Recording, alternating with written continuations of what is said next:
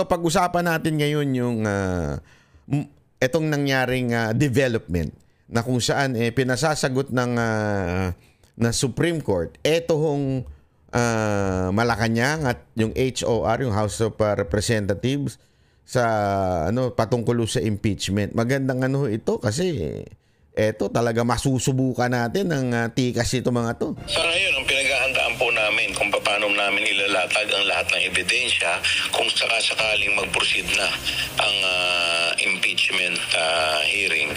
2 petisyon na ang inihain sa Korte Suprema upang questionin ang legalidad ng impeachment complaint laban kay Vice President Sara Duterte. Ngayong araw, inatasan na ng Supreme Court and Bank ang House of Representatives, House Secretary General Reginald Velasco at ang Senado na sagutin sa loob ng 10 araw ang petition for prohibition na inihain mismo ni VP Duterte. Nais ipadeklara ng pangalawang Pangulo na walang bisa ang impeachment complaint laban sa kanya dahil sa umunoy paglabag sa 1-year ban. Vice President Duterte filed a petition for certiorari and prohibition with a prayer for a temporary restraining order or TRO, seeking to nullify the 4th impeachment complaint against her. The court required the House of Representatives, its Secretary General Reginald Velasco, and the Senate to comment on the petition within a non-extendable period of 10 days from notice. The action was they were going to study whether these cases should malinaw not extendable kasi itong Kamara binigyan ng 10 araw na magkomento sa budget, naghumingi ng extension. Hindi kasi alam mo yung unang paghingi nila ng extension doon sa budget. Akala ko ba napag-aralan nyo ng todo-todo yung budget? Bakit humingi kayo ng extension? 10 araw, hindi pa ba sapat yun? Ano ba ginagawa nyo? Wala na nga kayong ginagawa, nangangampanya na lang kayo. Hindi pa ba sapat yung 10 araw? Hindi sapat yung 10 araw na yun kung ikaw ay wala, talaga, kung sablay talaga yung budget. Hindi talaga sapat yung 10 araw.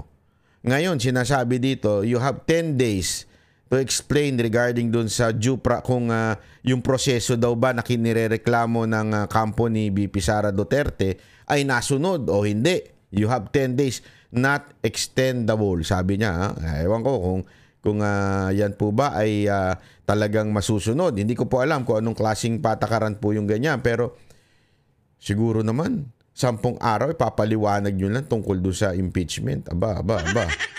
Pambira kayo. Consolidated them up. No TRO in the meantime.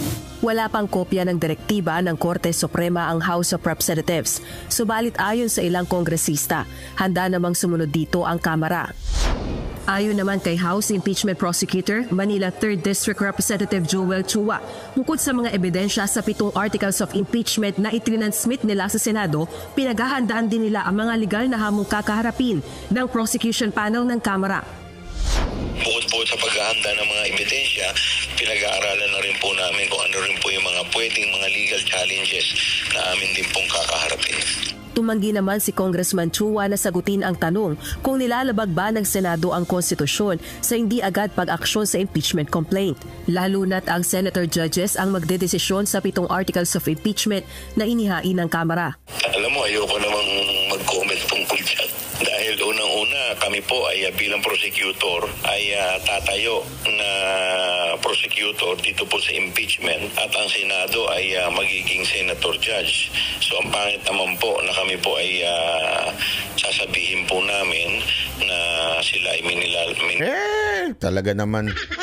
Wala naman kayong delikadesa. Bakit hindi nyo pa sabihin na minamadali nyo yung Senado? Ano ka na naman dyan? Hugas kamay ka na naman dyan, Chua eh. Alam naman natin, minamadali nyo eh. Yung mga kasamaan mo pag nagpa-presko, nagmamadali eh. Tapos sasabihin mo ngayon, ayaw mong kasi ka. Hugas kamay ka na naman dyan, brad eh. Ilalabag ang saligang batas. At kami po, ako po, paniniwala ko po, ini-interpret ko lamang po yung ating saligang batas base po sa aking pagkakaintindi at pagkakaunawa. Naniniwala ang mga kongresista na hindi na kailangang magpatawag ng special session si Pangulong Bongbong Marcos Jr. para makapag-convene ang Senado bilang impeachment court. Sa gitna ito ng recess ng Kongreso, giit ng mga kongresista, mandato ng Kongreso at Senado ang issue ng impeachment na nakasaad sa saligang batas. Giit naman ng malaki. Hindi, antayin muna natin yung sagot ninyo sa Supreme Court. Huwag kayong masyadong nagmamadali. Bakit nyo ba ang inangarag yung Senado? December pa lang nasa inyo na yung mga impeachment Bakit ngayon lang nyo pinasa?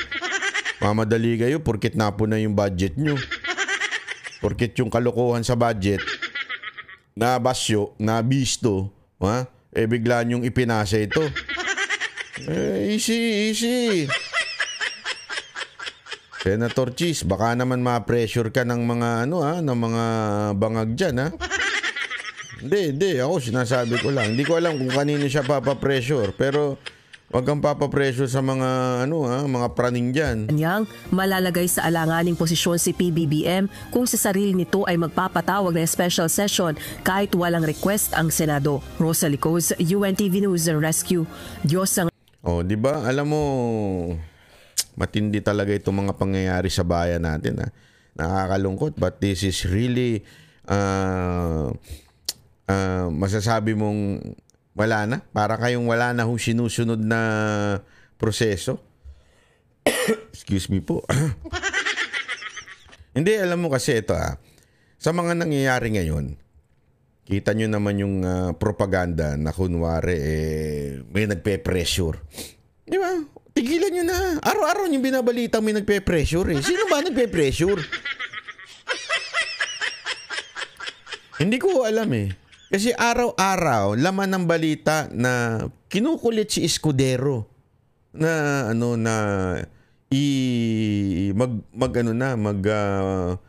i-start na yung impeachment trial. Bakit ganun? Wala naman nagpe-pressure. Kayo lang. Excuse me po, Anyway, yun nga po ang ating nakikita dito. It seems that merong propaganda na may nagpe-pressure para biglang hihirit na naman yung presidente, sasabihin, because of the pressure and the clamor of the people to have a impeachment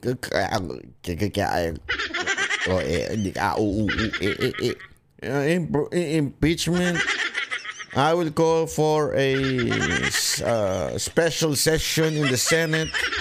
Mga ganyan. Ay, mga palusot nyo. Wow. Hindi, ito napansin ko kasi. Ako, ewan ko, siguro napansin nyo rin mga kababayan. Araw-araw na binabalita, minuminuto, binabalita that there is a pressure, that there is a clamor na simulan na yung impeachment. Araw-araw ninyo. Hindi na nga nakakapagbihis si Chis Escudero Kita nyo, naka-t-shirt na lang siya, labas ang utong. Ay, hindi pala labas, nakabakat. Hindi na siya nakakapagbihis. Sa araw-araw ninyong kaka-pressure sa kanya, hindi na siya nakakapagbihis ng maayos. Kita nyo ba? Niloloko na siya sa X Ewan ko yung mga taga-X. Siguro kasi, alam mo, di ba, diniscuss natin yung presko ni Chis Escudero. Diba? Diniscuss natin yan. Hindi ko napansin yung baktong Ano yung baktong? Yung bakat ng utong. Hindi ko talaga napansin. Pero nung sinubukan ko mag-check sa X, hindi, sa Twitter. Tinignan ko yung Twitter. Napansin nila. Sabi ko, ngayon ko lang napantanto at saka na-confirm na maraming confirm sa X. Bakit nyo mapapansin yun? Kung lalaki ka, hindi mo mapapansin yun. Kung babae pa siguro yung baktong, talagang mapapansin natin yun. Yeah? Pero kung lalaki ka, hindi mo mapapansin yung baktong. Pero sa X, ang dami nakapansin. Sabi ko na, mga nasa X, Ewan, hindi ko naman sa pero... Gago! Parang talaga dun sa X kaya ayoko din dun minsan Parang mga X-Men yun nandun dating mga men.